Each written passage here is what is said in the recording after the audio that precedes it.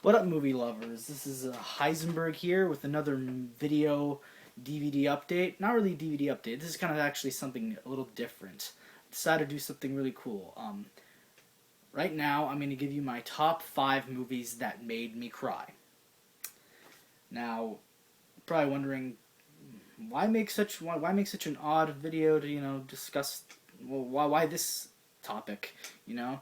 But I decided to do this because I get really passionate about my films, and there are some movies for all of us that tend to make us, a little bit emotional and squirt out the tears and make the waterworks come. And these are the films that really do it for me. These 5 here, I added a bonus one just for good measure, but I'm gonna get to them right now because too much talking will probably just make this video long and I'll be rambling, and that's bad. First one right here, Saving Private Ryan. Now, if you're a guy and you've seen this movie, you'd had to have cried. If you're not, you don't have a soul. I mean, the very end of this movie always gets me when you see young Matt Damon looking upon the grave of all his fellow soldiers that saved him, and he's just he just breaks down. And you break down with him because it's like, and he's got his whole family with him. And it's like, without these dudes, I wouldn't have all of this, my family, and I wouldn't be here today. And it's just an amazing film. Why I didn't win Best Picture, I'll never know. But yeah, that's Saving Private Ryan.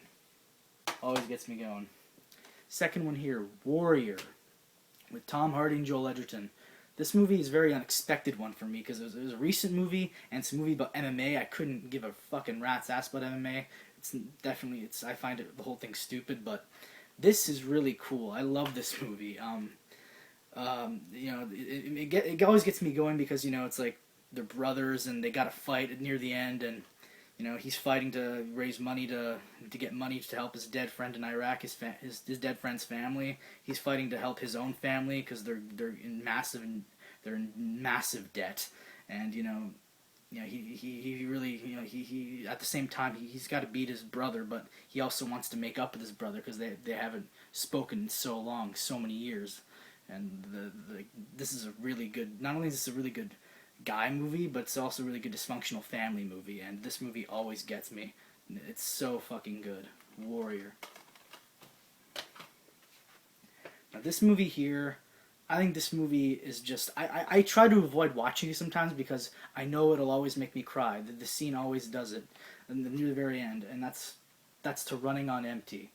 Running on Empty is a fantastic movie with the late great River Phoenix and Judd Hirsch and Christine Lottie and Emily and Martha Plimpton, and just it's so fucking powerful. Like the ending, it always gets me because I don't know if it's the acting or it's the writing or I don't know. It's the scene where Martha Plimpton is saying goodbye to River Phoenix, and it's just so emotionally driven. It always gets me. It always squirts out the tears.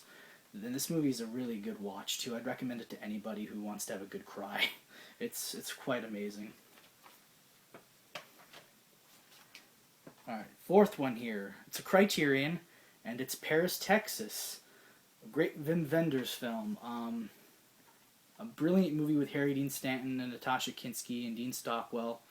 But the main scene that gets me in this movie is the scene where Travis drops the kid off he's got the kid, he has the kid at the apartment building, and he tells Natasha Kinski, who he hasn't seen, his ex-wife, who he hasn't seen in like 4 years practically, tells her where the kid is. She hasn't seen her kid at all, and tells her where he is. He tells her where he is, and then she goes into the apartment, the hotel, and they just see each other. They lock eyes.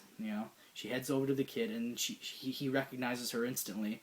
He knows it's his mom, and they just hug, and it's like, oh my god. That always fucking does it for me. It's like, wow, that was such a good moment, and I love Harry Dean Stanton in this movie. Very sad, very, very interesting, introspective character. It's just a very amazing movie. Paris, Texas. This one here, One Flew Over the Cuckoo's Nest. I mean, is it surprising that I would put this movie in this top 5? I mean, come on.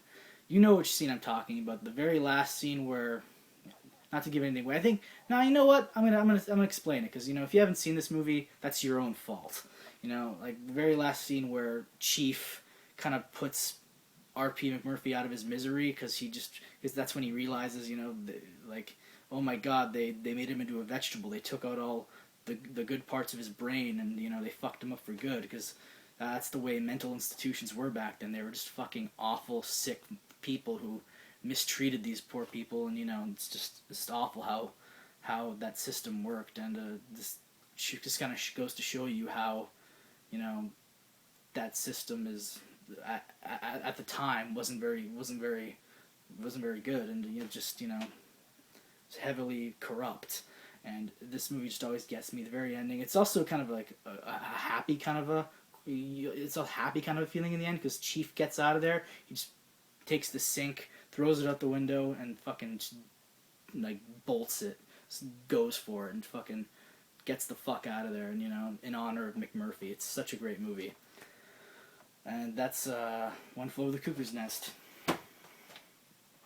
The bonus one here, the sixth one, I'd assume, is a very unexpected one. I'll tell you why. You're gonna think I'm crazy, but it's Shaun of the Dead. Only for because of the very ending. It's kind of a happy sort of a feeling. It's not like a sad thing. Feeling I get that makes me cry. It's just the idea of the very end. Instead of Nick Frost turns out into a zombie near the end. You kind of know it. You predict his fate. He doesn't make it, but in the end, where you see Simon Pegg kind of like in this world where like the zombies have coexisted with the humans, and it's like instead of killing all the zombies, they learn to cope, and still keep the zombie significant others in their lives. Basically, what Simon Pegg's character does, he keeps Nick why do I keep saying Nick Stahl? Nick Frost in like his little shed, and he keeps him there, and he plays video games with him, and you see him, and he's like, oh, he looks like he's about to bite him. It's like, hey, what are you doing?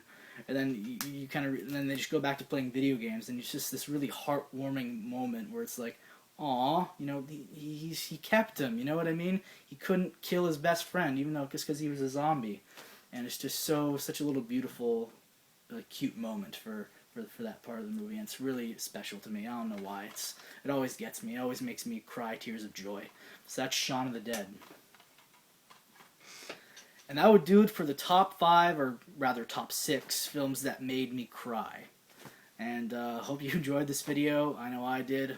I'm glad we could do this journey together, and hopefully none of you got emotional over it, because remembering some of the scenes from these movies, you know what I mean? Just in the back of your mind, you might have seen them before, and it's like you revert back, and you're like, oh, yeah, that was a very intense scene, and I did cry at that. Oh my God, is that a tear? Is that salt water I taste? It's like, oh my God, So, that's it for this video. I'm glad, I'm glad to have shared it with you.